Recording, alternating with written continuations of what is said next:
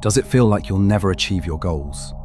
You've read all the law of attraction books, watched countless videos like this one, followed every blog post and technique they tell you to do, yet you still haven't achieved your goals.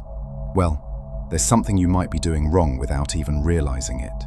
If you've been trying to manifest with the law of attraction, then this is your sign to stop.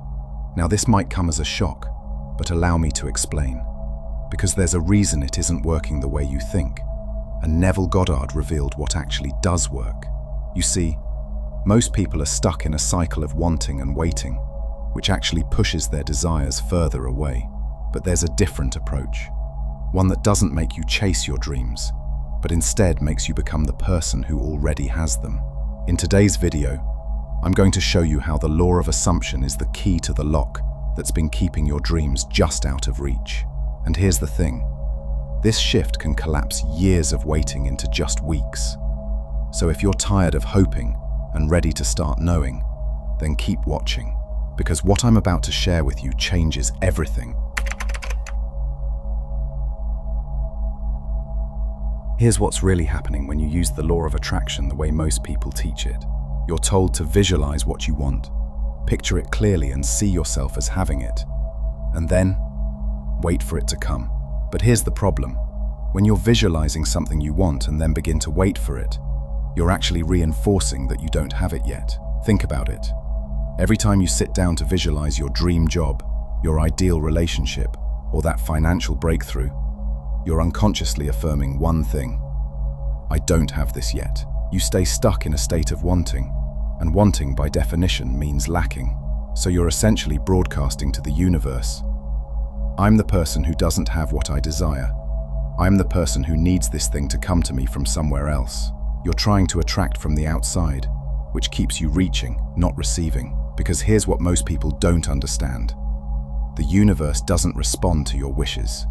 It responds to your state. When you're in a state of wanting, chasing, hoping, you're sending out the signal of lack.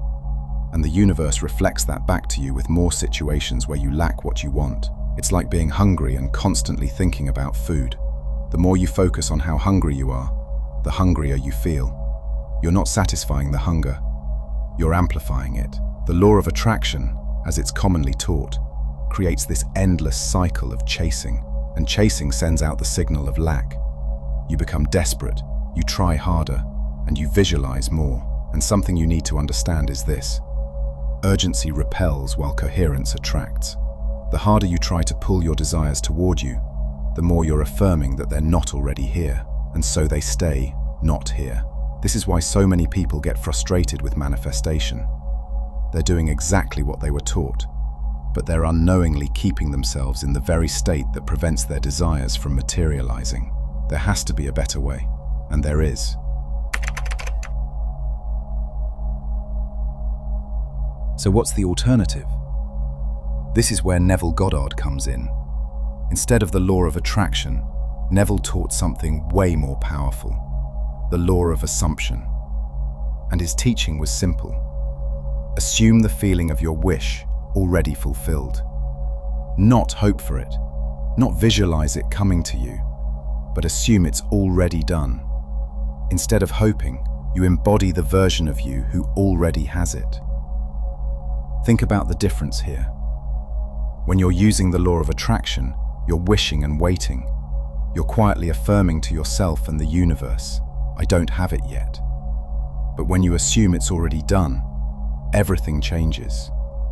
Your nervous system relaxes because there's nothing to chase, nothing to worry about, nothing to figure out, because it's done.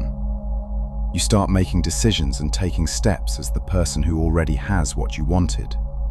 Not from desperation, but from knowing. And here's where it gets interesting. The outer world begins to reorganize around your new identity. Because you're no longer sending out the signal of someone who lacks something. Instead, you're broadcasting the signal of someone who has it. The difference is night and day. The law of attraction is like trying to pull it in from a distance. You're over here, your desire is over there, and you're trying to bridge that gap. While The law of assumption equals being the one who already has it now. There's no gap to bridge, because you've closed it in consciousness first. Your thoughts are electric, your emotions are magnetic, and together they broadcast your state to the field around you. And the field mirrors back who you're being, not who you're trying to become. When you assume you already are the person who has achieved your goal, you start to become that person. And reality has no choice but to conform to that inner conviction. This isn't about positive or wishful thinking. This is about a fundamental shift in who you believe yourself to be, and that changes everything. But here's what most people struggle with when they first hear this. They think it sounds too simple, or even impossible. How can you just assume something is done when your current reality shows the complete opposite? Let me show you exactly what this looks like in action, with a real example that will blow your mind. In the 1950s, Walt Disney stood in an empty orange grove in Anaheim, California. There was nothing but dirt and trees as far as you could see. No buildings, no attractions, no magic. Just empty land. But here's what made Walt Disney different from everyone else. In his mind, Disneyland already existed. He would walk colleagues and potential investors through this empty land and describe every detail as if it were real right then. He'd point to a patch of dirt and say, "Here's Main Street, with the shops lining both sides." He'd gesture to another empty space. "There's the castle, standing tall in the center." He'd walk them to another area. "The riverboats circle around here, and you can hear the paddle wheel churning through the water." His colleagues thought he was crazy. But here's the key. Walt wasn't trying to convince them of what could be. He was showing them what was already in his consciousness. He didn't wait to see it to believe it. He believed it first, completely and totally, and that unwavering belief made others see it too. He spoke as someone who owned a theme park, not someone who wanted to build one. He made decisions as the person who already had Disneyland, not someone who was trying to get it. And what happened? Within just a few years, that dirt field became Disneyland. But here's what's really important to understand about this story. He didn't attract a theme park. He assumed it already existed, and reality caught up. Walt Disney lived in the end result first. He held the identity of the person who had already created Disneyland. And from that state, everything he needed showed up. The funding, the team, the resources, the magic. That's the power of assumption. That's what happens when you stop chasing and start being. Now you're probably thinking, this sounds amazing, but how do I actually do this? How do I go from wanting something to assuming I already have it? Well, allow me to break this down into a simple step-by-step process you can start using tonight. Step 1. Choose the end state that you want to feel. Don't think about the how or the when. Simply think about the what. What does it look and feel like when you already have what you want? But now your job is to get specific. If it's a new job, what does your first day feel like? If it's a relationship, what does Sunday morning feel like with that person? If it's financial freedom, what does checking your bank account feel like when you're not worried about money? Step 2. Enter a relaxed state. Neville called this SATS, state akin to sleep. This is that drowsy, meditative state you're in just before you fall asleep. Your conscious mind is quiet, your body is relaxed, and your subconscious is most receptive. This is when the magic happens. Step 3. Imagine from the end. Use all your senses to experience it as real. Don't watch yourself having it like a movie. Be in the scene. What do you see from your own eyes? What do you hear? What do you feel? What do you smell? Make it as real as possible. You're not imagining something that might happen. You're remembering something that already has. Step 4. Feel the emotion of "it is done." Relief, gratitude, calm joy. This isn't excitement about getting something. This is the quiet satisfaction of already having it. The relief that it's handled. The gratitude for what already is. The calm joy of knowing it's done. Step 5. Return to your day as that version of you. Speak, act, think from that new identity. This is where the real work begins. You don't go back to being the person who wants it.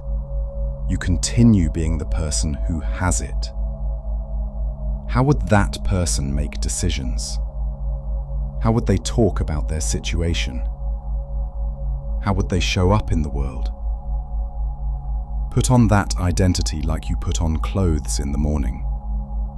It's not pretending. It's practicing being who you already are in consciousness. Every small alignment compounds. Every moment you choose coherence over fear. Every time you speak as the person who already has it. Every decision you make from that new identity. It all reinforces the new reality. You're not asking the universe to bring it to you. You're broadcasting to the world, "This is who I am now." And the world has no choice but to reflect that back to you. This is how Walt Disney did it. This is how everyone who's ever created something extraordinary has done it. They became it first. Then they lived it. So let me leave you with this. The law of attraction keeps you hoping. The law of assumption makes you certain. One keeps you reaching for something outside of yourself. The other makes you realize it was inside you all along. You've been asking the universe for permission your whole life. Permission to have what you want. Permission to be successful.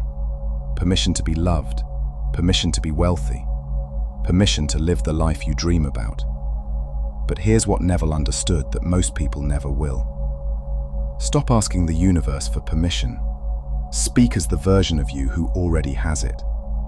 The universe isn't some external force deciding whether you're worthy.